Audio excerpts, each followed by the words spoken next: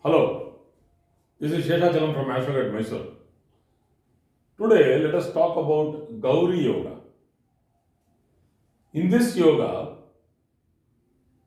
Rashi Tulya Amsha, Amsha Tulya Rashi. This has to be done. That is, through the Rashi Kundali, we need to go to the Amsha Kundali. From Amsha Kundali, we need to come back to the Rashi Kundali. That is a little confusing, but I'll make it simple for you people to understand. So, what are the requirements of this yoga? The 10th Lord of the D1 chart, 10th Lord of D1. See where it is posited in the D9 chart. In D9. So, this is the position of 10th Lord of D1 chart in D9 chart. So first let us do that. This is step number 1. The 10th Lord of the D1 chart. I have put an example chart. This is the real chart. This is a chart of a young fellow, very known to me, is my client.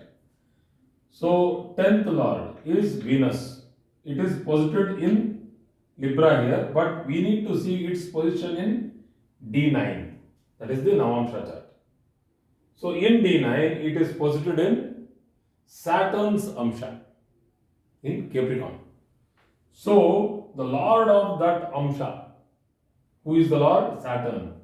So Lord of its position, this is the second point, is to be considered.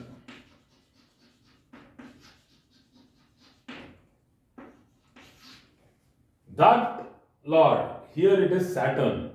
So that Lord to be seen once again in the D1 chart, and it has to be exalted and also to be in the 10th house. That is here, that is the dispositor of the 10th Lord in D9 has to be exalted in the 10th house in the D1 chart. So the dispositor of the 10th Lord in D9, that is Venus, has to be exalted in the 10th house, particularly 10th house in D1. So here Saturn is exalted in 10th house. So let us see it from the North Indian chart, so that once again I will explain. The 10th house, here it is, Capricorn Lagna, 1, 2, 3, 4, 5, 6, 7, 8, 9, 10. That is why the number here. So from there the 10th house, 1, 2, 3, 4, 5, 6, 7, 8, 9, 10. So that falls in Libra. The 10th Lord is Venus, and seeing where it is posited in the D9 chart, you can see Venus is posited in the 10th Rashi, 1, 2, 3, 4, 5, 6, 7, 8, 9, 10, because it is Mesha Rashi, which is the ascendant. Venus is posited in the 10th Rashi, that Rashyadipati is Saturn, and coming back to D1, where is Saturn placed? Saturn is exalted in the 10th from the Lagna. So if that is the case, then Gauri Yoga exists. There are many variations of Gauri Yoga, but this is the first point. It will be very strong, if the dispositor of the 10th Lord in D1 is exalted in the 10th house along with the Lagna Lord. But here the Lagna Lord and the dispositor exalted is Saturn itself. So the Lagna Lord is also Saturn, and the exalted planet is also Saturn, and it is the dispositor. So here it doesn't apply. But Gauri Yoga will become extremely strong when, if Saturn was not the Lagna Lord, if it was some other Lagna, let us say this Lagna, then Jupiter should be posited along with Saturn. But that is how it is. It cannot be like that for Saturn. So Saturn, it will be always Saturn Lagna. Only in the case it is this Lagna, but Saturn doesn't get exalted here. So if it is some other planet which should get exalted only in the 10th house. So planets should get exalted in the 10th house. Now there are many questions which will arise. Many Lagnas will not have, the 10th houses will not have exaltation points. Like for example, I told you this Lagna, here no planet will get exalted. No planet will get exalted. So people might tell Rahu Ketu, but I will not take it as no lordships there. So I will not consider that.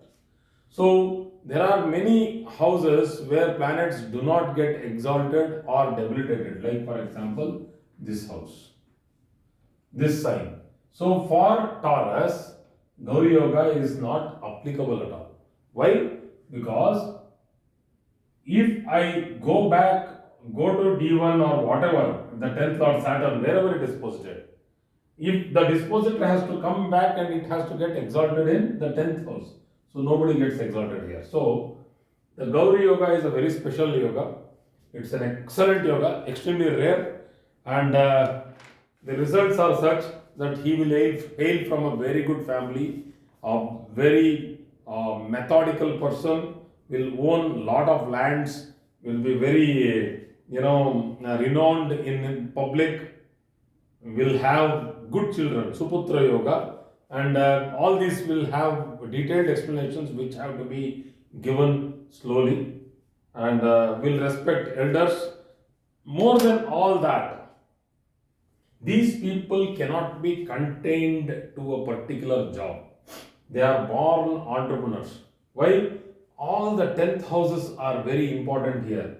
The 10th Lord, Venus, its dispositor in the 10th house getting exalted. That means the 10th, and again coming back to the 10th and getting exalted. So Rashi Tulya Amsha, Amsha Tulya Rashi is happening.